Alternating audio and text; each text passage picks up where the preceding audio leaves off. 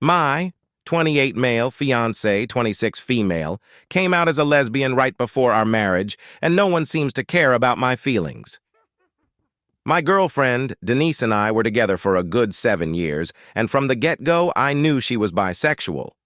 She didn't hide her past relationships with girls, but honestly, it didn't bother me one bit. We had our fair share of minor squabbles, but nothing major, and we always managed to patch things up. So, after all these years, with our love deepening, finances stable, and cohabitation a norm, I felt it was the perfect time to pop the big question. I went all out to make it the most romantic and memorable proposal I could muster.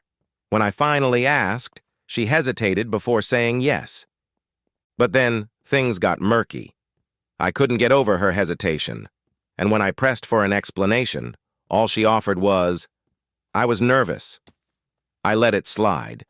But even when we shared our joyous news with our respective parents and friends, something felt awry. Her parents' forced smiles and subdued reactions left me puzzled, while our friends were ecstatic, already brainstorming wedding plans. Fast forward 4 months, and we were knee-deep in wedding preparations when D-Day arrived. I returned home from work to find Denise packed and ready to go.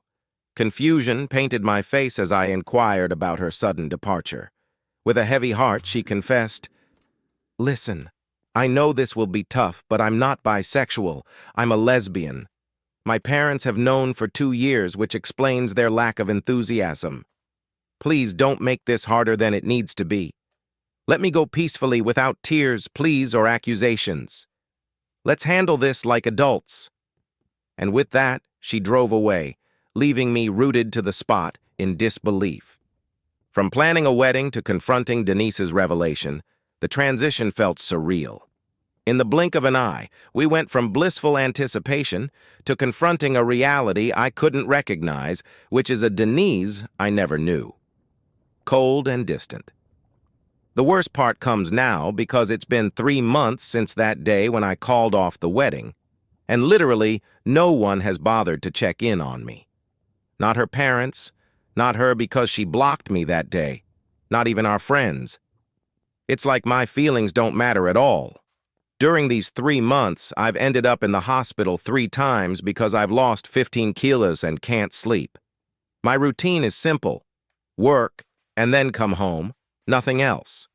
Meanwhile, everyone is applauding her for coming out, praising her for finally realizing she's a lesbian, and admiring her courage to be true to herself after years of struggle.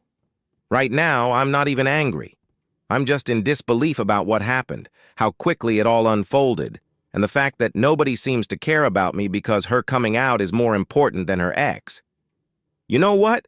Forget them all. They've shown their true colors, and forget my ex, too. Update 1. Here we are again, like in GTA San Andreas, but this time it's more painful and shocking because a lot has happened yesterday and today. As some of you mentioned, one of my ex-friends stumbled upon my TikTok post, and the absolute chaos began, still ongoing. This ex-friend, let's call him Patrick, reached out to me and was shocked by what he discovered. Apparently, Denise had told our mutual friends that she came out to me as a lesbian, and I had tried to harm her and threatened her. She instructed them not to contact me again. They all believed her until they saw my post and began pressuring her to confirm its truth. Eventually, she admitted to the lie. Since Patrick's text, I've received a flood of messages and calls from everyone asking how I am, apologizing for believing Denise, and not reaching out to me first, offering their apologies. But the real issue remains: Denise. She reached out, asking for forgiveness, claiming she's sorry for mistreating me and admitting to fabricating everything because she feared losing friends. But unfortunately, there's more. I received a message from her girlfriend, May, apologizing for Denise's actions and revealing she'd known Denise for a year but never knew about me. Denise always referred to me as a roommate, and now May is contemplating leaving her. Now it's my turn. I created a new group, including everyone, even Denise and May, to make it clear that I won't change my mind about forgiving them. I hinted at the possibility of suing Denise, although I'm unsure about it, and I called out my ex-friends for not even bothering to ask if I was okay or if the accusations against me were true. I shared some personal insights about Denise and then blocked them all. Blocking them didn't work because they're persistently harassing me with texts and calls from different numbers, even getting others to reach out on their behalf. It's absolute madness, and I still can't wrap my head around it. I keep thinking it's all a nightmare and I'll wake up, but sadly, it's all too real. On top of everything, I finally saw a therapist today, just a few hours ago. I hate to admit it, but I broke down in tears.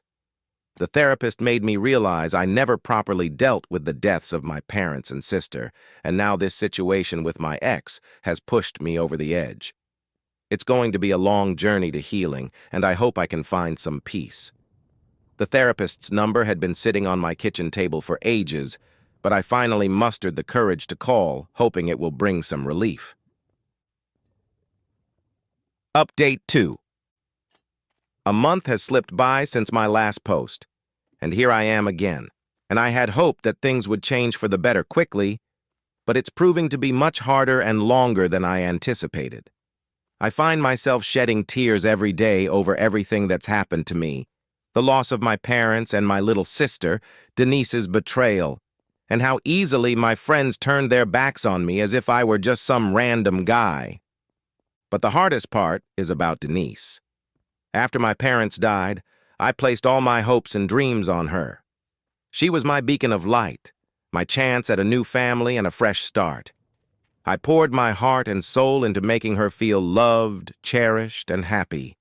Maybe it didn't come across in my previous posts, but I loved her deeply, and she meant the world to me. Denise was the only person who truly understood me, my soft spot, if you will. After retiring from the army, she was the one who saw the real me, the me behind the soldier's mask, with all my scars and traumas. I'm still working on those. And when I met Denise, it was like a bolt of lightning, love at first sight.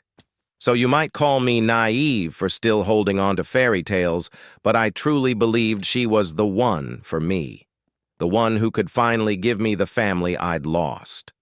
The hardest part this month was finally changing my number and starting over. Many times I considered reaching out to her, texting her, or even meeting her again because, despite all the chaos, I still, somehow, care and love her. But then I remember how poorly she treated me and I changed my mind. Yet her presence still lingers in my mind. I miss the little things we did together, her messy and goofy presence around my house, her touch. Just seeing her after work would instantly melt away all my stress and negativity. But aside from that, a few good things happened this month.